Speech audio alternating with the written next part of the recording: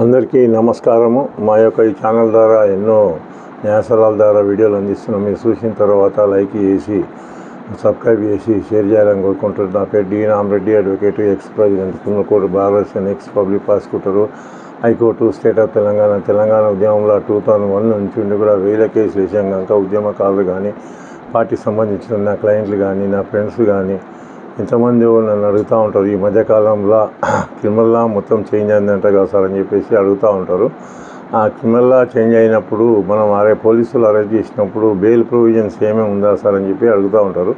చాలా important question కూడా. ఎందుకంటే భారతదేశం అంతా 29 రాష్ట్రాలలో కూడా సెంట్రల్ గవర్నమెంటు ఎందుకంటే ఎప్పటి నుంచో పాత చట్టాలు, బ్రిటిష్ కాలం నుంచి ఉన్న చట్టాలను, ఎందుకంటే క్రిమినల్ లా ఇంతకుముందు ఐపీసీ, ఇండియన్ పీనల్ కోడ్ కానీ, criminal procedure, CrPC, criminal procedure code కానీ, ఇండియన్ ఎవిడెన్స్ యాక్ట్ కానీ 3 కూడా చేంజ్ చేశారు.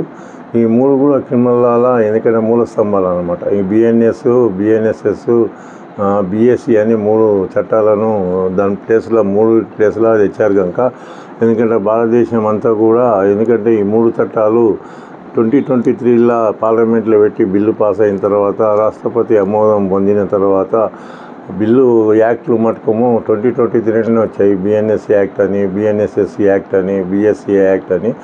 ఈ యాక్ట్లు మొత్తం కూడా జూలై 1, 2024 నుంచి అమలు అవుతూ ఉన్నాయి.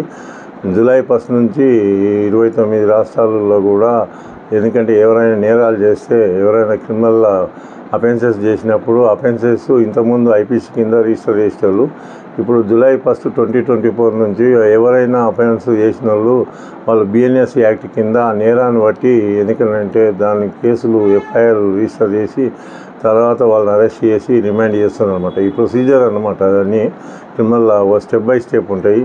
అరెస్ట్ చేసిన తర్వాత అరెస్ట్ చేసిన తర్వాత కూడా వాళ్ళు ఎందుకంటే పోలీస్ స్టేషన్లో కూడా విడుదల చేయడానికి ఆస్కారం ఉంటుంది.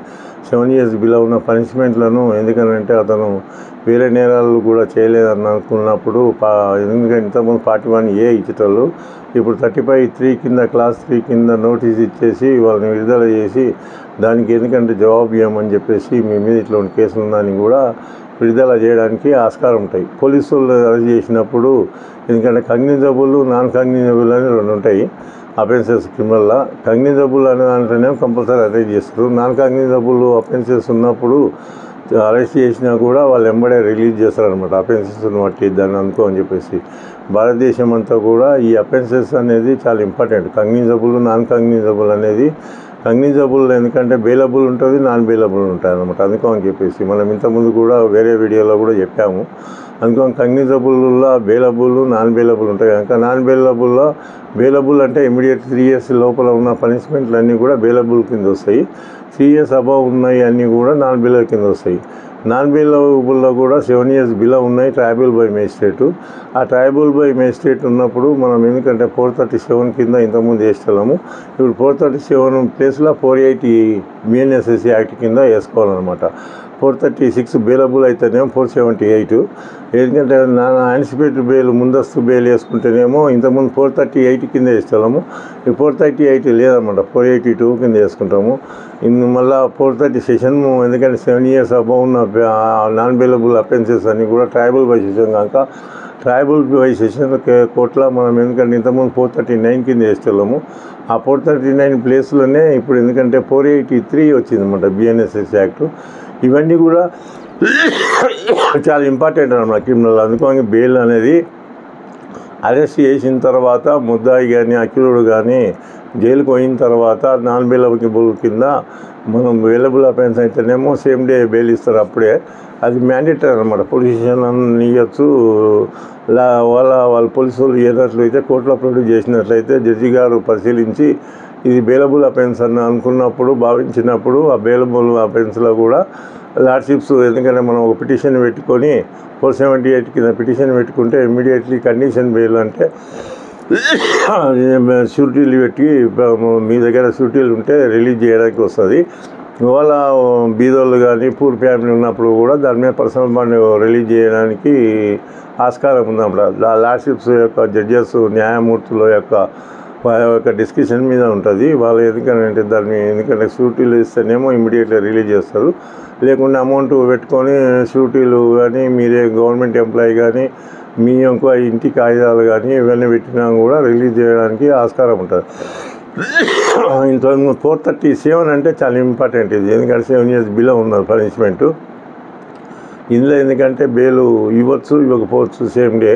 అందుకో అతను ఇంతకుముందు ఏమన్నా శిక్ష పడి ఉంటే కానీ 2-3 శిక్షలు కానీ 2-3 సార్లు కన్విక్షన్ అయి ఉంటే కానీ వేరే నేరాలు చేస్తాడని భావించినప్పుడు కానీ, ఎందుకంటే ఇంతకుముందు చాలా కేసులలో ఇన్వాల్వ్ అయినట్లుంటే కానీ ఈ 437 7 years బిలో ఉన్న పనిష్మెంట్ కనుక ఇవ్వడానికి ఆస్కారం ఉన్నదన్నమాట. అందుకని పోలీసు వాళ్ళు వాళ్ళ 60 days లోపల వాళ్ళ దాన్ని మొత్తం ఇన్వెస్టిగేషన్ చేయకుండా ఛార్జ్షీట్ వేయడానికి లేకున్నప్పుడు వాళ్ళు ఇవ్వడానికి ఆస్కారం ఉంటుంది. జడ్జి గారు పిటిషన్ పెట్టుకున్నట్లయితే 60 days లోపల పోలీసులు ఛార్జ్షీట్ వేయలేనట్లు ఉంటే ఈ 437కు ట్రయబుల్ బై మేజిస్ట్రేట్ కనుక అలా లోలు వెళ్ళడానికి ఆస్కారం ఉంటుంది. వాళ్ళ మీ మీద అలిగేషన్స్ సరిగా లేవు, మీరు ఎందుకంటే ఇంతకుముందు కూడా ఏ కేసులో కూడా ఇన్వాల్వ్ కాలేదు, మీకు ఇంతకుముందు కూడా కన్విక్షన్ కాలేదు అనుకున్నప్పుడు జడ్జి గారు భావించినప్పుడు మీకు బెయిల్ ఇవ్వడానికి ఆస్కారం ఉంటుంది. బెయిల్ ఇచ్చినా మీకు కండిషన్ బెయిల్ ఇస్తారనమాట. అందుకని చెప్పేసి ఎందుకంటే సాక్ష్యాలను విట్నెస్లను ప్రలోభ పెట్టకూడదని, ఎందుకంటే పోలీసు వాళ్ళు ఎప్పుడు పిలిచినా అప్పుడు ఇన్వెస్టిగేషన్ కోఆపరేట్ చేయాలని చెప్పేసి షూరిటీలు ఇస్తూ జడ్జి గారు ఏం చేస్తారంటే దానికి సముచితమని బెయిల్ పొందడానికి మీరు ఆస్కారం ఉన్నప్పుడు అందుకోనికి జడ్జి గారు బెయిల్ కండిషన్ బెయిల్ ఇవ్వడానికి ఆస్కారం ఉంటుంది అన్నమాట. ఈ నాన్ బెయిలబుల్ కేసులలో 7 years బిలో ఉన్నాయి. ట్రయబుల్ బై సెషన్ కింద ఉన్నప్పుడు ఇంతకుముందు మనం 437 కింద వేస్తే కనుక ఈ 437 ప్రొవిజన్ మొత్తం కూడా చేంజ్ అయినాయి కనుక ఐపీసీ స్పేస్లో ఇప్పుడు ఎందుకంటే బిఎన్ఎస్ కింద పోలీసు వాళ్ళు కేసులు బుక్ చేసినప్పుడు ఆ కేసుల కింద వాళ్ళని రిమాండ్ చేసినప్పుడు 7 years బిలో ఉన్న పనిష్మెంట్ల లోపలనే 437 ఇంతకుముందు వేస్తున్నాము. ఆ 437 ప్లేసులోనే ఇప్పుడు ఏం చేసిందంటే 480 అన్నమాట బిఎన్ఎస్ఎస్సి యాక్ట్ ప్రకారము మీరు బెయిల్ వేసుకొని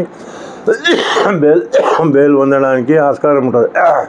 ఇవన్నీ కూడా 29 రాష్ట్రాల్లో కూడా 7 years బిలో ఉన్న పనిష్మెంట్లన్నీ కూడా చాలామంది కూడా నాకు ఫోన్ చేసేసి ఇలా బెయిల్ వస్తుందా సార్ అని చెప్పేసి అడుగుతూ ఉంటారు. ఆ బెయిల్ ఎందుకంటే దాని జడ్జి గారి యొక్క డిస్క్రిప్షన్ మ్యాండేటరీ పవర్ కాదు, బెయిలబుల్ అయితేనేమో మ్యాండేటరీ. ఈ 437 అనేది కూడా ఎందుకంటే ఇంతకుముందు కేసులలో ఇన్వాల్వ్ అయ్యి ఇంతకుముందు ఏదైనా శిక్ష అంటే ఏదైనా కన్విక్షన్ అయ్యి ఉండి ఇంతకుముందు ఏదైనా మరణ శిక్షలో ఉన్నట్లయితే ఇంతకుముందు కేసులలో ఎన్ని కేసులు ఉంటావో 2-3 కేసులలో కన్విక్షన్ అయ్యి ఉంటే అతనికి బెయిల్ ఇవ్వడానికి కూడా ఆస్కారం లేదన్నమాట. అందుకని చెప్పేసి నేను హైకోర్టు పబ్లిక్ ప్రాసిక్యూటర్ చేసిన కనుక వాళ్ళు 437 కింద అయినప్పుడు మళ్ళీ హైకోర్టు సెషన్ కోర్టుకు అప్రోచ్ అవుతారు. సెషన్ కోర్టు నుంచి గాడ కాకుండా కూడా హైకోర్టుకు అప్రోచ్ అవుతారు కనుక వాళ్ళ డాటా అంతా వస్తుంది కనుక వాళ్ళు ఎన్ని కేసులు ఉన్నప్పుడు కూడా హైకోర్టు కూడా ఇవ్వదన్నమాట. ఇన్ని కేసులు ఇన్వాల్వ్ ఉన్నాడు కనుక అందుకని ఇవ్వడానికి ఆస్కారం ఉంటుంది. ఒకవేళ ఈ కేసులో మీరైతే ఫస్ట్ నుంచి అరెస్ట్ చేసి 60 రోజుల లోపల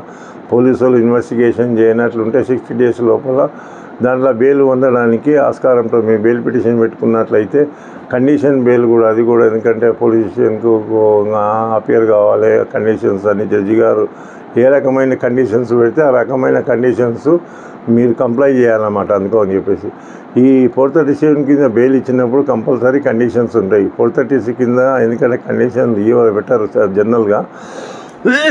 ఈ 437లో మటుకు కండిషన్ బెయిల్ ఉంటాయన్నమాట. 60 days లోపల పోలీసులు పోలీస్ స్టేషన్కి అపియర్ కావాలని చెప్పి ఛార్జ్షీట్ వేసినంత వరకు అపియర్ కావాలని చెప్పేసి పోలీసు వాళ్ళు ఇన్వెస్టిగేషన్ అయినాక ఛార్జ్షీట్ వేస్తారు కనుక ఆ ఛార్జ్షీట్ వేసినంత వరకు మీరు అపియర్ కావాల్సి వస్తుంది. జడ్జి గారు దాన్ని బట్టి ఆర్డర్ని బట్టి ఆ కేసును బట్టి కేసు యొక్క పూర్వపరాలను బట్టి ఆ కేసు యొక్క ఇన్వెస్టిగేషన్ హిస్టరీ ఏముందనేది కూడా ఆ హిస్టరీ కూడా చాలా ఇంపార్టెంట్. అందుకని చాలామంది కూడా నన్ను అడుగుతూ ఉంటారు. ఈ బెయిల్ పొందడానికి చాలా క్యారెక్టర్స్ కానీ చాలామంది కూడా ఫాలో కావాల్సి వస్తుంది, రూల్స్ అని ఫాలో కావాల్సి వస్తుంది. జడ్జి గారు బెయిల్ ఇస్తలేరు అన్నప్పుడు ఎందుకనంటే వాళ్ళు కూడా సీడీ ఫైల్ కేసు డైరీ ఉంటుంది కనుక పోలీసు వాళ్ళ కేసు డైరీ అన్నీ కూడా చదివిన తర్వాత కేసు మీరు ఏ కేసులో కూడా ఇన్వాల్వ్ కానట్లుంటే మీరు బెయిల్ పొందడానికి ఆస్కారం ఉంటుంది అన్నమాట. మీ యొక్క ప్రవర్తన కానీ మీ క్యారెక్టర్ కానీ ఎందుకంటే పోలీసు వాళ్ళకు ఎందుకంటే కోఆపరేట్ చేస్తారని ఉన్నప్పుడు కానీ మీ యొక్క అడ్రస్ పర్మనెంట్ అడ్రస్ ఉండి వేరే స్టేట్ కానీ వేరే కంట్రీ కానీ అయినప్పుడు బెయిల్ పొందడానికి కూడా అంత ఈజీ కాదన్నమాట. అందుకని చెప్పేసి నేను చెప్తున్న అనుభవం ప్రకారం నేను హైకోర్టు పీపీ చేసిన కనుక జడ్జెస్ కూడా మనం ఎందుకంటే చాలా ఆలోచిస్తారనమాట. అందరు కింది కోర్టు కానీ, పై కోర్టు కానీ, హైకోర్టు కానీ, సెషన్ కోర్టు కానీ, సుప్రీంకోర్టు కానీ వీళ్ళందరూ పరిశీలించిన తర్వాతనే 437 years బిలో ఉన్నవి అన్నీ కూడా ఈ 437 కింద ఇంతకుముందు వచ్చేటివన్నీ కూడా ఇప్పుడు 480 BNSS యాక్ట్ ప్రకారము బెయిల్ మూవ్ చేసుకొని పొందడానికి ఆస్కారం ఉంటుంది. అందుకోనికి చాలామంది కూడా 7 years బిలో ఉన్నవన్నీ కూడా ఆ పనిష్మెంట్ని బట్టి BNS కింద ఆ పనిష్మెంట్ ఎంత ఉందనే దాన్ని బట్టి 437 కింద వేసుకోవాలన్నమాట. అందుకోనికి ఇవన్నీ చూసి ఫాలో అవుతారని చెప్పి కోరుకుంటాను. అందరికీ నా ధన్యవాదాలు.